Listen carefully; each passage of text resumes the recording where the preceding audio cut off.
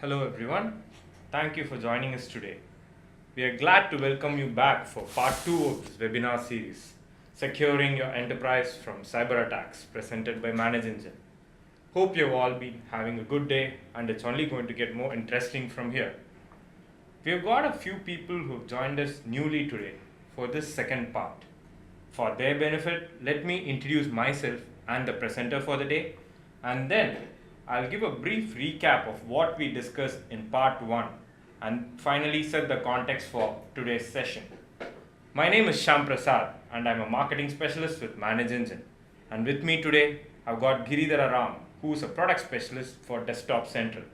Giri will be taking you through today's session. Before continuing, I would like to check if all of you can hear me and view the slide deck I've shared.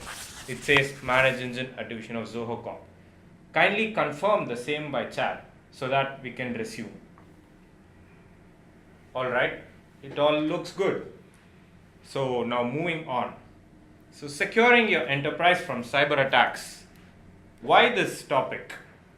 Well, we specifically put together this two-part webinar series because we wanted to help organizations such as yours secure yourselves against the malware threats lurking out there in the cyber world.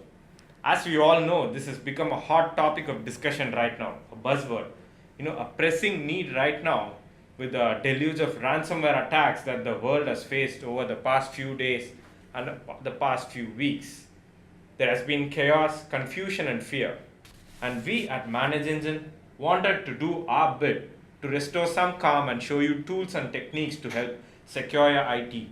As part of that endeavor, in part 1 of our webinar series, which had the agenda of reacting to an attack, we had taken a look at how auditing and alerting with an SIEM solution can help you detect and mitigate malware attacks at the earliest. We have just touched upon some of the recent cyber attacks. We have taken a look at the basics of SIEM solutions and why your organization probably needs one, and how such a solution can help secure your network, how it can mitigate an attack, and we had also discussed some relevant examples and use cases. We had quite a few interesting questions coming in from your end, which led to more enlightening discussions. But that was all about dealing with a sticky situation, like talking about what to do in the face of an imminent attack. But would you all not rather prefer to be, in a situation where you don't have to face that at all? Wouldn't you prefer to have secured your organization's IT watertight against any such cyber threats? That's exactly what we'll be dealing with in part 2 today. Giri, who will be your presenter for the day, will be talking about how the right patch management tool and practices can help you take a proactive approach against cyber attacks. We'd love to have your active participation throughout this webinar session. So if you have any questions, please use the chat box in your GoToWebinar panel. Simply type in your question and hit send. At the end of the presentation, we will take as many of your questions as possible, and in case we run out of time, do not worry. We'll collect all pending questions and write back to you with the answers within 2 working days. And without further delay, now over to you, Giri.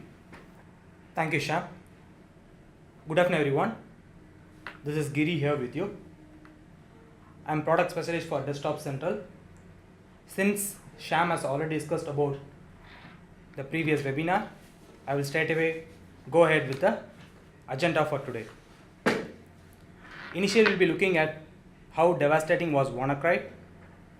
Slowly, we will be looking at other malwares which were unleashed after WannaCry. And we'll be looking at why should we stay secured against these cyber attacks and how to avoid these threats in future. At the later part of webinar, I will take you to the demo of Desktop Central and I will show you how we can tackle these cyber attacks proactively. At the end we will be discussing about the questions and answers. Before we move into the webinar, I would like to show some big names which fell victim for cyber attacks. I hope you all familiar with these big names over here. Starting with Yahoo. Yahoo faced a cyber attack in the year 2016, which resulted in 1.5 user accounts were hacked, and Yahoo has to pay a loss of $350 million to recover this data that was stolen. Followed by Sony, it also had faced this cyber threat in the year 2011 with over 77 million user accounts being hacked. And of course, LinkedIn was really popular and one famous website for social media right now where employers and employee mostly discuss confidential stuffs. 167 million accounts of LinkedIn users were hacked and LinkedIn has to pay $2,200 as ransom to decrypt their user accounts. Now we will be looking into WannaCry and its aftermath, how devastating what is. WannaCry was initially discovered in May 12th in Spain by a company called Telefonica. It was seen to affect 400,000 computers across 150 countries. As we all know, NHS became the prime victim for WannaCry because of its outdated systems like Windows XP, Vista, and 7. Of course, Russia, China, and India experienced this WannaCry breach during the May of this year. Now we'll look into the workflow of WannaCry. As you can see on the left, the hacker sits on his machine and initiates an attack. He sends random emails to random email IDs. Let's assume one of those email IDs has your employer or user email ID in your network. What he does is the user or employee opens the email, downloads the attachment, and that is all what the hacker needs. The particular file gets downloaded to his system. Eventually, it will affect his system first, then slowly it will spread to other systems in your network through a vulnerability called Eternal Blue, which exists in Microsoft Windows operating system. So this is the overall workflow how WannaCry infiltrated networks across the world. So what does WannaCry has to do after the attack? Companies has to pay $80,000 in overall as a ransom to decrypt the files that was encrypted using WannaCry. And companies also experience a loss in productivity. Their brand image and reputation also deteriorated. And on the other side, the compromised data is still lying with the hackers, which can be used for any other future breaches. So you can see these are the major victims of WannaCry. If you see on the left, you can see FedEx, Nissan, Hitachi. All these are big names, big MNCs that became victim to WannaCry. Followed by, on the right, if you see, the police from Andhra Pradesh also became victim to WannaCry. So WannaCry has infiltrated networks across the world and across all verticals. So we all will be wondering who was behind this attack and why did it happen. I hope you guys are familiar with this image, shadow brokers. These guys have exposed the exploit of Windows to the world so that the other hacker groups can take advantage of it. Shadow brokers expose the vulnerability called Eternal Blue and other vulnerabilities. So individual hacker groups took advantage of this exploit and launched different type of malwares and ransomwares into the network. So when you have seen the villain of the story, of course we need to see the hero. Marcus Hutchins from UK, a security professional, was the one who saved the world from WannaCry being spreading all over the world. What he did was, he was analyzing this WannaCry code and he found that this particular malware code was looking for a random website and checking whether this particular website was live or not. So when he was analyzing that, he accidentally went ahead and published the website the particular malware was looking for. So after he published the website, the WannaCry spread has stopped. So this is how Marcus Hutchins saved the world from overall WannaCry impact. So now we have seen about WannaCry, we'll be looking into other malwares that were unleashed after May 12 WannaCry cyber attack. I would like to discuss 6 prominent successors to WannaCry, starting with Adilquiz, Eternal Rocks, Xdata, SambaCry, Sudaflow, Fireball, and Petya. So initially, Windows became victim to this cyber attack, starting with WannaCry, followed by Adilquiz. Adilquiz is a cryptocurrency miner that exploits your Windows machine via Eternal Blue and double pulsar vulnerability. What it does is, unlike WannaCry, it does not exploit SMB vulnerability, it actually blocks it. Then downloads a mining instruction and it becomes a cryptocurrency miner in your network. The next malware is Eternal Rocks. If you see in the former case of WannaCry and Adilquiz, they were exploiting only 2 vulnerabilities. But in this case, Eternal Rocks exploits 7 different vulnerabilities in Windows. So imagine what it would be capable of.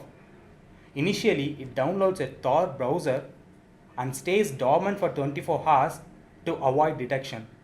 After that, it initiates its role in infiltrating your network. Third malware is Xdata.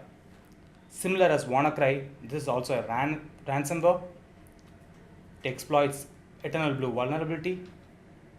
But in case of WannaCry, it was asking only $300 for decrypting. But here, Xdata is asking for $500 to $1,000 to decrypt based upon your company's capabilities. This malware was not so popular because it was purely targeted to Ukraine. As you can see, 90% hit was targeted for Ukraine. The recent breach of ransomware called as Petya used the same exploit that WannaCry used, the Eternal Blue, and initially it was launched as ransomware, but after its detection, in 2 days it became as a wiper. The difference is, in the earlier stage it will be encrypting and asking for ransom, but once it's upgraded to wiper, it will entirely wipe the data in your systems and leave you empty-handed.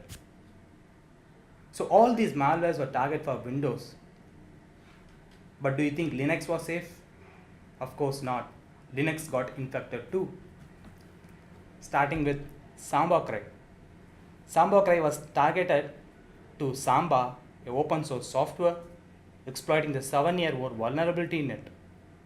And what it does is, it gains root privilege to the machines, and this malware was deployed during US holiday, that is a long holiday in US, so that the security professionals will not be able to protect your network immediately.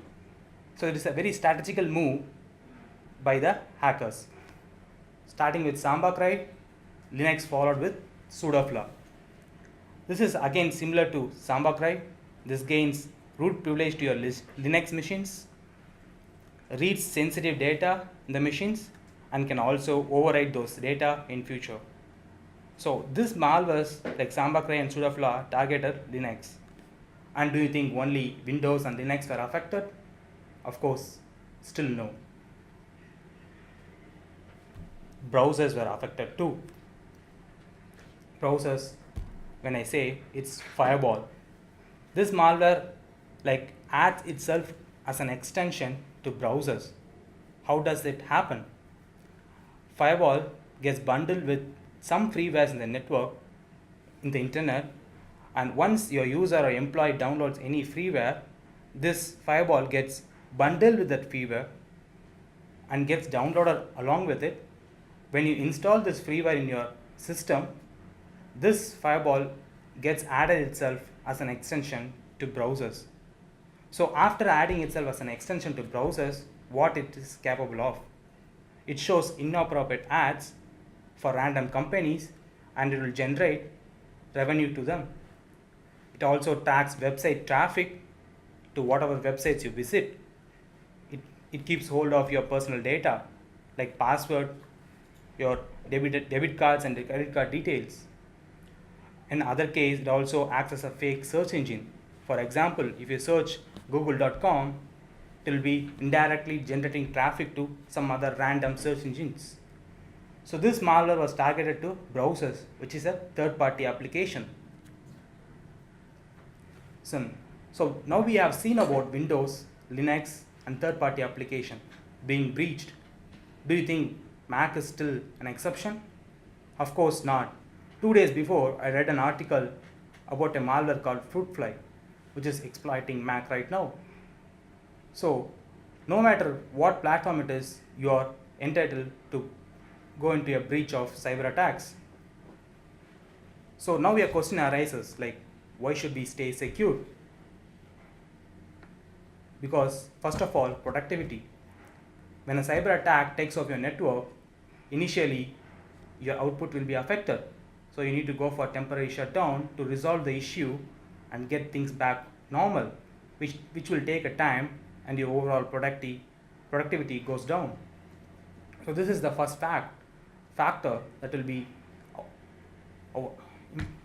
like targeting us companies. So next thing is data. So particular data from your organization gets stolen, then it is tough to regain them back. The data gets encrypted, and the data is still with the hackers who are capable of doing anything with the data in the future. This is the second factor. And the third factor is the important one, which is the brand image and reputation. Relationship with employees and relationship with customers eventually gets deteriorated because your network is being breached and it is not secure anymore. So these three factors are the main thing you should consider against these cyber attacks. So here I will be discussing some main causes of cyber incidents, and here is analysis from a security professionals in cyber industry. So initially, attacks happen because of an organized crime, and they do it for data or security breach. Malware and other viruses comes only 54%, while if you think your employees are the reason for this hack, they are just 32%. So 72% of crimes happen in an organized way. So what are the main causes of economic loss after a cyber incident? A business interruption happens, so your overall business goes down, and eventually your reputation loss. So you can see the percentage over here, which is 68% and 63%. So what is the main asset to any company?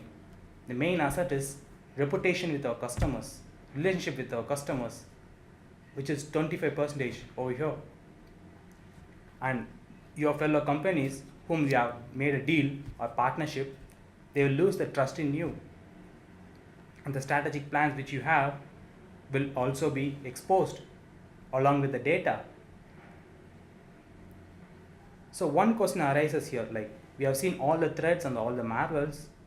We need to avoid these threats. How this can be done?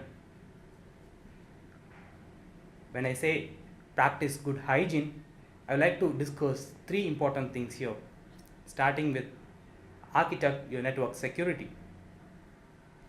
Our network consists of different type of machines and different type of operating systems, but we will be having very important machines on one side, the moderate machines next, and the least important machines on the third. So the critical machines has to be secured with utmost security, while the least can be with a least number of security.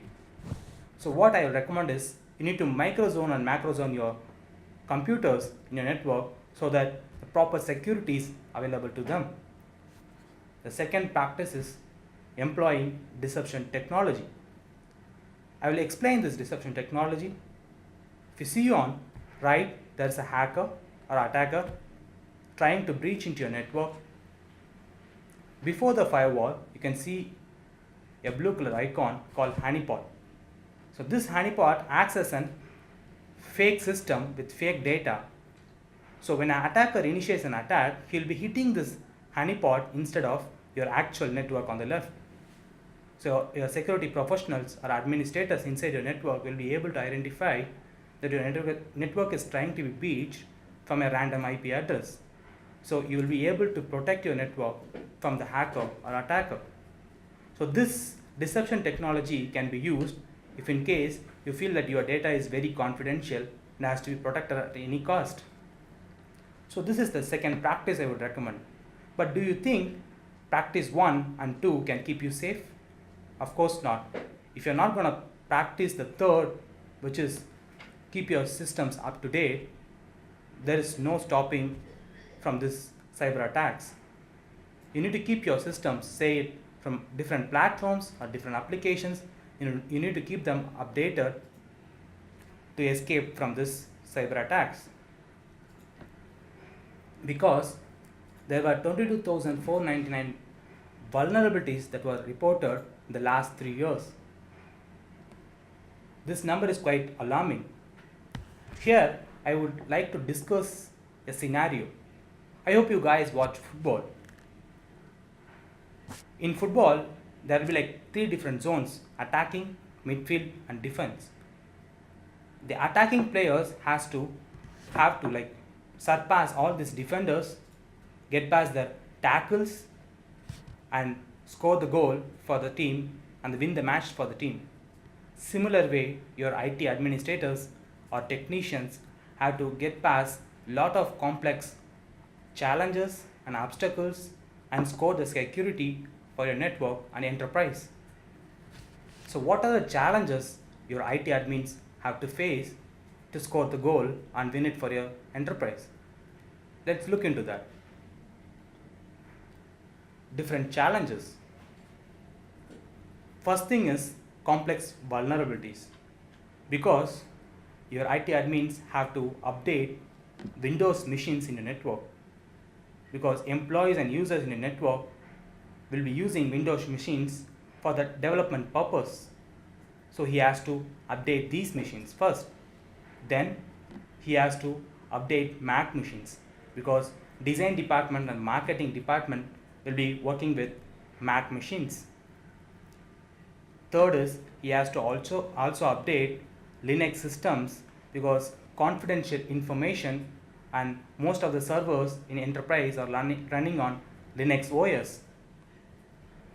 And apart from all these different platforms, he has also have to patch third-party applications, because different departments will be using different softwares and applications for their day-to-day routines. So IT admin has to tackle all these complex vulnerabilities in one go, which is not simple and it is time consuming. So he has to prioritize which system has to be patched first and which has to be patched later. So this will actually bring in a lot of math and calculation for IT admins, which will make them delay the task and they have to think it over twice before deploying the patches. So after looking at all these different challenges IT admins face, we'll be asking one question like, what does an enterprise need to do to resolve this issue? The enterprise needs a player like Ronaldo, a goal scorer. The IT admin has to be upgraded to a person like Ronaldo so that they would be able to score the goal for the enterprise and keep the security up all time. But how can he be upgraded to Ronaldo? With proper skills and training, which can be actually achieved using a patch management software. When you're looking for patch management software, I will ask you to look for 4 important features, starting with the prime feature called automatic patch management. Automation is already taken up our industry because it will reduce the workforce, improve the performance, and also it's independent. So automatic patch management will happen in 4 ways. Initially, your system has to be scanned, like the entire systems in your network has to be scanned, and you have to identify the missing patches, because vendor from different applications will be releasing the patches for different applications, at different time frames. So IT admin has to keep track of all these patches and he has to update the systems accordingly. Second is, after identifying the patches, you have to download them. So after download them, will you be able to deploy them directly? No. You have to test them in a test group environment. This is done to make sure you face no downtime, because all the vulnerabilities that is being reported is supported by latest patches. But what is the assurance that the latest patches will work for your network, will be like the right patch for your network? So you need to test them before deployment. This will ensure there is no later roll-up of patches being done. So after testing that in a group environment, you have to deploy them. A company may have different time zones, like different departments, and having multiple branches across geographically. So the deployment should happen in a non-working time. So different time zones, different business needs, and convenient scheduling. So these 4 factors combined together will help you in automatic patch deployment. So after seeing the prime feature here, I would like to discuss the secondary features, which are declining the patches. You need to decline the patches to your particular department. Say for example, your marketing department doesn't want a Java application to be updated regularly. So these patches, like Java patches, can be declined to this marketing department. In future, you'll be able to patch them easily. So this feature will help you in declining the patches based upon your departments. Third feature, disabling automatic updates. When I say automatic updates, one thing that strikes us is Windows updates. So annoying Windows updates, Adobe updates, and Java updates can be disabled to keep your users and employees less annoyed. After doing all this, you need to audit the process to identify how well your patch management procedures and process was working out for you. So we are looking at 4 different features, and we are looking for a solution. What do ManageEngine can do for you? ManageEngine offers 4 different type of solutions for this problem. Starting with ManageEngine Desktop Central, which is a complete endpoint management solution that helps you manage servers, laptops, desktops, smartphones, and tablets. The similar version is available as MSP2. If you are looking for exclusive patch management solution, of course ManageEngine offers that too, in the name Patch Manager Plus, which helps you patch your Windows systems, Mac systems, Linux, and third-party applications too. If you're asking me that you're using a Microsoft SSCM already and looking for third-party applications, of course ManageEngine will help you with that too. Patch Connect Plus offers third-party patching. Now we have seen the overall flow, and I will take you to the product of Desktop Central.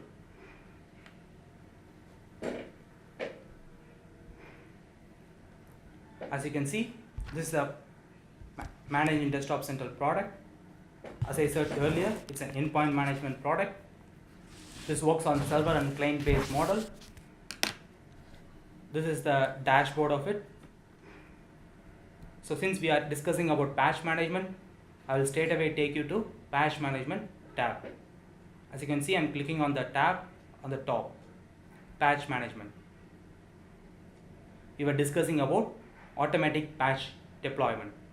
Before we move into that, I like to show here something. Scrolling down, here is an option called update now. What is it?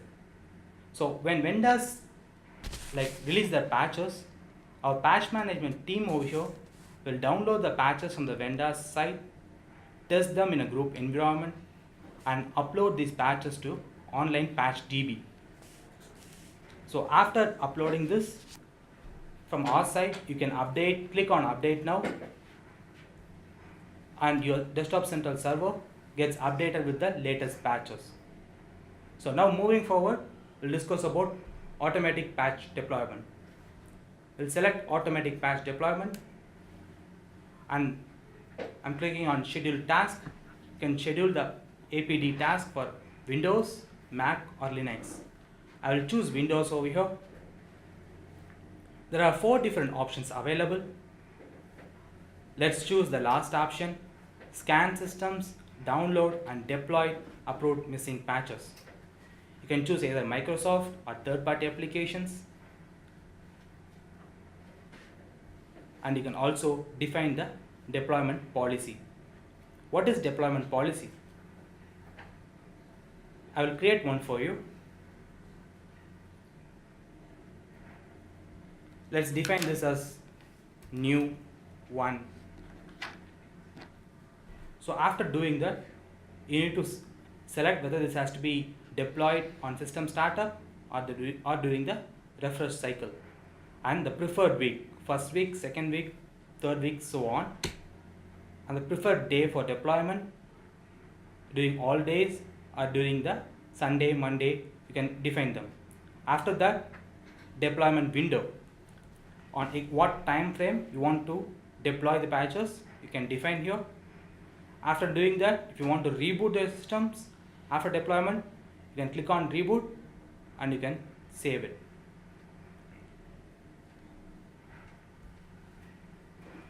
It shows new one already exists, so I will rename it to new 12 probably.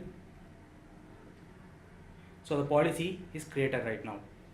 So we'll move back to patch deployment. I will choose scan, the 4th option, and I'll choose the deployment policy we have defined right now, new 12. I'll define it. Then after defining your deployment policy, you want to configure the schedule. You can also configure them, and you can choose the target.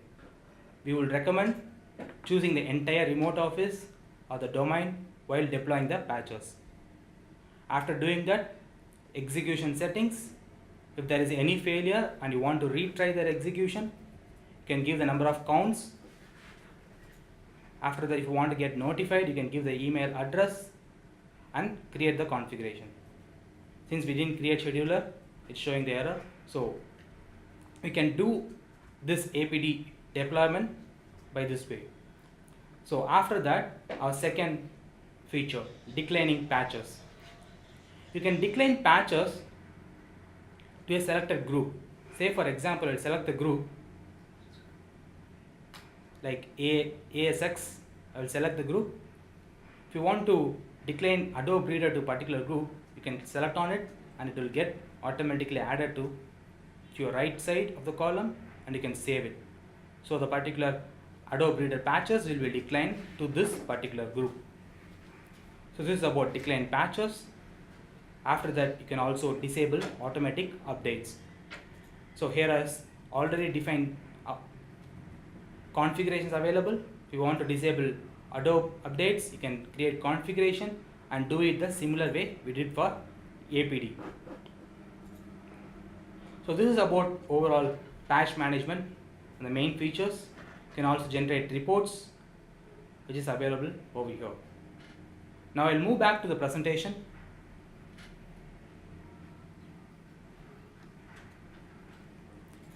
We have seen the overall patch management module right here. Now I will be showing you how Desktop Central dealt with malware specific cyber attacks, which was like WannaCry or Petya.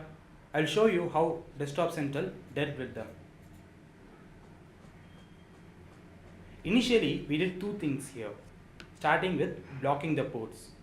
Since WannaCry exploited the SMB vulnerability, we blocked the ports for Windows XP and Windows Vista using firewall configuration and custom script configuration. After blocking the ports, we deployed the missing patches and resolved this issue. I will show you how we can deploy missing patches and block the ports.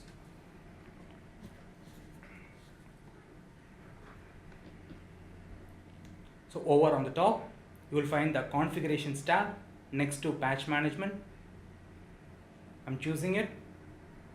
I will choose configurations again on the left tree. In that, I'm going to choose firewall and computer. I will define this configuration as WannaCry. I will choose Windows XP machines. Select the action as on. And what you have to do with the ports, you need to block them. Select block. After doing that, you want to choose which ports you have to block. I will choose port 139 for example. If you want to add more ports, you can do that. After doing that, you need to define the targets.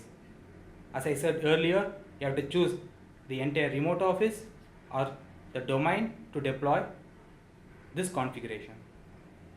And you can choose you want to deploy this configuration at every startup, and you can deploy them. So this is with deploying a configuration to block the ports in Windows XP machines. Now we'll be looking at configuration for blocking the ports with Windows Vista and the later versions. Choose custom script, configuration, click on computer. I'll define this configuration as WannaCry, and you can choose a custom script. Since we already have a custom script over here, block SMBV1 vulnerability ports, I'm choosing that. You can also define your own custom scripts by clicking on create here. Then after choosing the custom scripts, you can define the arguments and this exit code, and later, as earlier, you will be defining the targets and deploying the configuration. So this is with the blocking ports. After you block the ports, you can straight away go to patch management. You can either do it using automatic patch deployment or using manual process. In manual process, you have to scan the systems initially. I'm selecting all the systems and clicking on scanning. So after this process gets completed, go to all patches view. You will be seeing missing patches, installed patches, and applicable patches on the top. Click on missing patches. So we need to patch the missing patches for WannaCry first. So I will go here.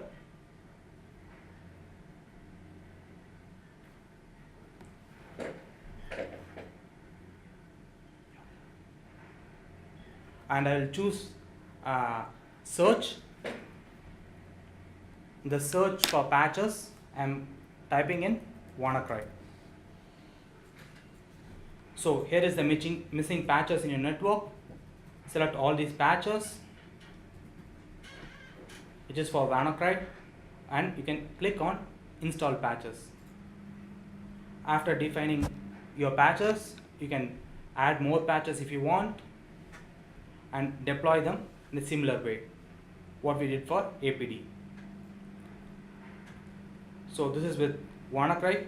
Similar way, you can search for Petya, Skype using the search option over here, and you can deploy missing patches with respect to the particular malwares. So this is with the overall WannaCry and how Desktop Central dealt with it. I'll move back to a presentation.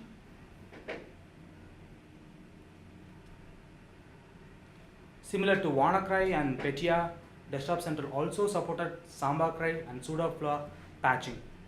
We supported the patches immediately after the vendor releasing the patches the previous day. In similar way, we also help networks across the world remove the firewall adware by using a custom script. So we have reached the end of the presentation. This is a Q&A session. If you have any questions, you can start writing up your questions to us on chat. We'll be answering you. Meanwhile, I'll be discussing some frequently asked questions. Initially, first question over here is, does Desktop Central manage third-party patches? If yes, then how many applications does it support patching for? Of course, yes, as I said earlier, third-party patches is being supported by Desktop Central. and we are supporting more than 250 plus applications for third parties. How quick does Desktop Central support vendor patches? As I said earlier with Samba Cry and Sudaflower, Desktop Central is supporting patches immediately, like then right next day. And the third question is how to protect computers that are out of your network and what happens to the ports that are blocked.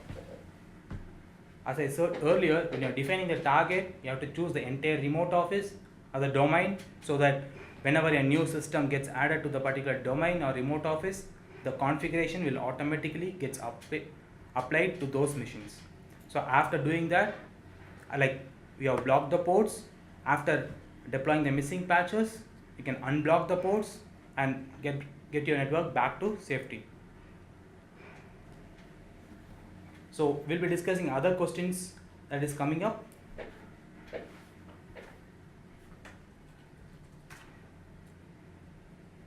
So moving forward to the next question. Of course, you guys will be having one question at the end of this presentation. Why should you choose Desktop Central over other patch management solutions? Before I answer this question, I would like you guys to look at this image for a while.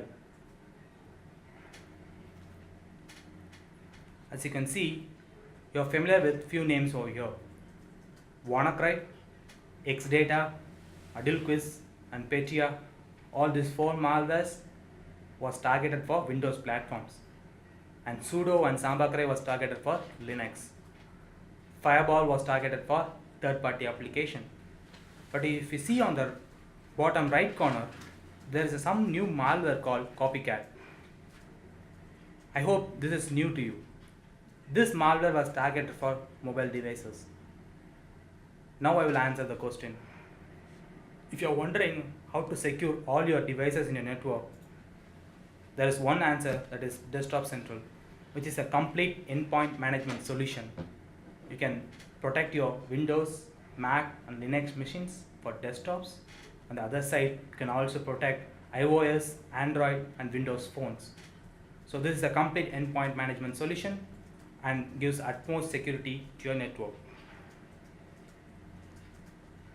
So apart from this Desktop Central solution, ManageEngine also offers other endpoint management solutions like Mobile Device Manager Plus if you're looking for exclusive MDM solution, and OS Deployer for OS imaging and deployment software, and remote access software for remote purposes. And there is the final solution, which is Free Windows Admin Tools, which is a freeware for some internal networking management. So this is overall endpoint management solution that is offered from ManageEngine. And I will hand over the presentation to Shyam.